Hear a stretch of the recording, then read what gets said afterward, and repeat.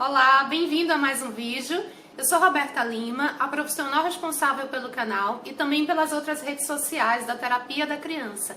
Os endereços ficam sempre aqui abaixo na descrição do vídeo. Se você ainda não conhece, depois vá lá conhecer, será bem-vindo. E hoje nós vamos falar sobre um tema extremamente solicitado, que na verdade dá uma audiência danada, porque basta a gente falar sobre birra que os pais param para ouvir o que a gente tem a dizer, e muitos deles solicitam desesperadamente fórmulas e dicas mágicas, meio que para extinguir totalmente esse comportamento nas crianças. E de fato, existem formas e formas de você lidar com o pequeno nessas horas, mas o vídeo de hoje a gente não vai tratar muito desse assunto, fica para uma outra oportunidade, um próximo vídeo eu falo sobre essas estratégias, porque hoje eu quero conversar com vocês sobre, para que a gente possa ter um entendimento melhor do porquê que a criança começa a manifestar esse comportamento da birra de uma forma tão expressiva. Lá por volta, dos 2 anos de idade, algumas até um pouquinho antes, 1 ano e meio, a gente já começa a perceber essas manifestações. Existe aquela famosa expressão do terrible 2, terríveis 2 anos. Eu particularmente não gosto muito de usar essa expressão, acho que a gente tem que ter um certo cuidado para que a gente não se impregne de uma forma negativa com essa expressão, no sentido de receber a criança nessa fase com uma certa tensão, com uma certa negatividade, com um certo pessimismo muitas vezes. De fato, não é uma fase fácil, porque realmente muda totalmente o padrão comportamental nessa transição entre bebê e criança, que acaba acontecendo. Mas a gente também precisa olhar para essa etapa do desenvolvimento com alguma celebração, com alguma leveza, porque significa, querendo ou não, por mais difícil que seja, que a criança está avançando no seu desenvolvimento, Então vamos tentar desenvolver esse olhar e vamos tentar entender, então, por que muda, Por que tem esse comportamento assim tão expressivo, tão característico em todas as crianças. Claro que há uma variação entre uma criança e outra em relação à regularidade, à frequência e intensidade que essas birras acontecem, mas toda criança passa por esse processo, E o que acontece, gente, é que quando o bebê nasce, principalmente o bebê, o humano, que de todos os mamíferos, o filhote humano é o que nasce mais imaturo, extremamente imaturo, totalmente dependente daquele que vai cuidar dele, mais especificamente da sua mãe ou daquela pessoa que exerce aquela função materna. Então ele nasce extremamente dependente, para tudo, para todas as suas necessidades fisiológicas, que são inclusive necessidades muito assim urgentes, É fome, é sono, é cólica, é necessidade de colo, de afeto. Então são demandas muito específicas e muito assim emergenciais que a gente acaba atendendo, aquele bebezinho de uma forma mais imediata. E assim, por uma questão até de sobrevivência, de inteligência da natureza, esse bebê, ele fica, nesses primeiros meses de vida, esse bebê e essa mãe, eles ficam numa espécie, que alguns autores falam em relação à fusão emocional. Essa mãe e esse bebê estão fusionados, de modo que essa mãe entra numa sintonia muito forte com aquele bebezinho, para justamente ter essa condição de entrega, de estar sintonizada na necessidade, na demanda daquele bebê, para poder estar ali, disponível para poder atender todas as suas necessidades, fisiológicas, biológicas, que realmente ele precisa ter alguém para fazer aquilo por ele, porque ele não tem essa condição, de se auto-resolver nessas situações.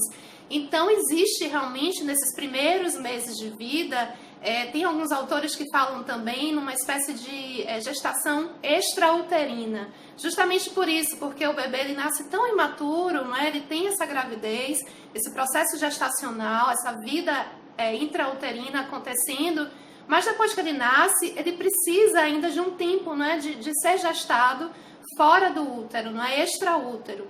Então, realmente, a fusão entre mãe e bebê é muito grande. E a percepção que o bebê tem dele é de como se fosse assim, uma totalidade. É como se ele e a mãe fossem uma coisa só, uma unidade só.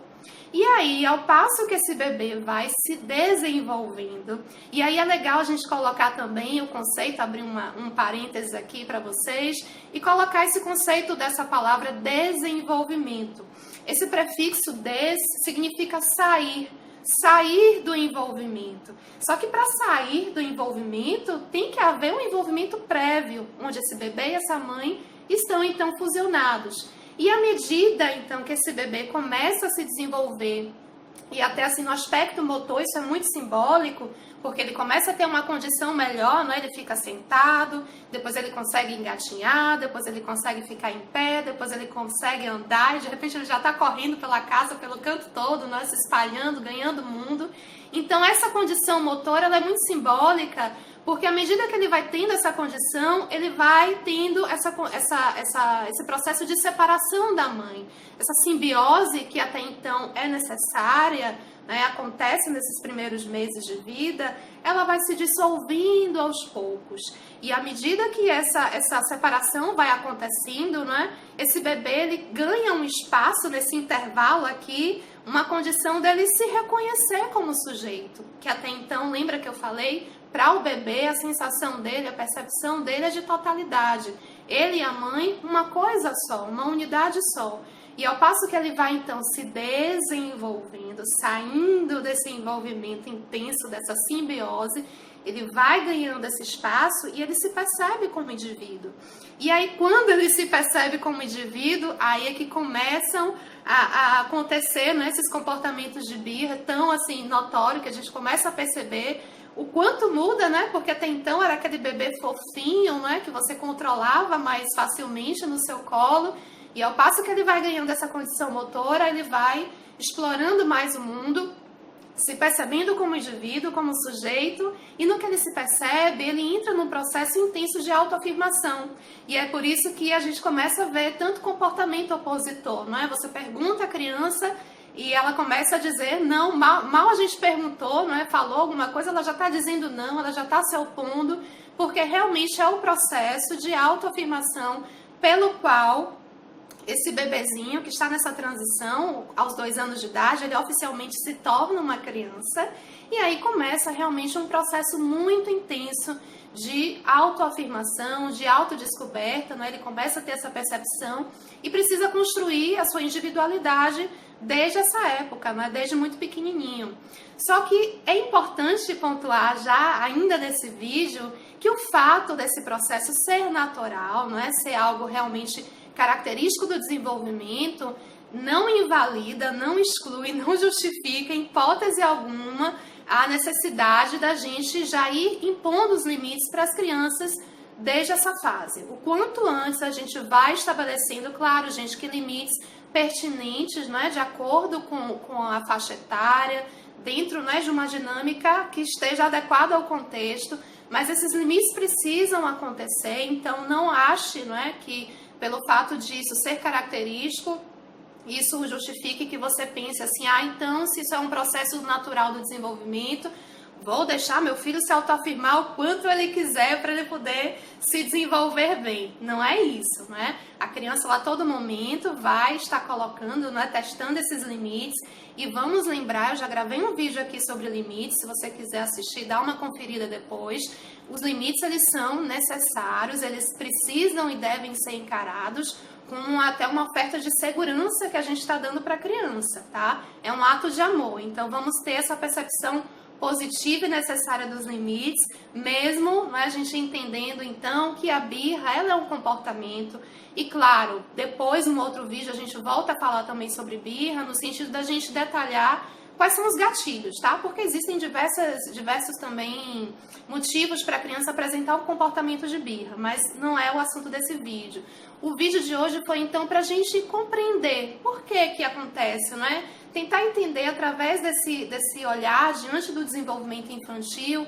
Eu acredito que muitas vezes, a partir desse entendimento, a gente consegue ter uma noção melhor, dar uma clareada, né, nos nossos pensamentos e até ter uma certa condição maior assim, de entrar no processo de empatia com a criança, entendendo que aquele processo dela, né, de birra, aquele comportamento que ela está apresentando, é um comportamento, não é, que tem um porquê, não é? A gente acaba entendendo melhor e acaba deixando o nosso ego de lado, não é? Porque quando a gente se enfurece, quando a gente acha que a birra é para pirraçar, a gente acaba colocando o nosso ego na frente E a questão não é sobre o nosso ego, é sobre o desenvolvimento da criança que está ali acontecendo, né, ganhando o seu curso, e cabe a gente compreender e oferecer a condição, né, necessária para que ela possa se desenvolver de uma forma segura através, inclusive, da colocação dos limites que a gente vai estabelecendo ao longo do tempo, tá certo?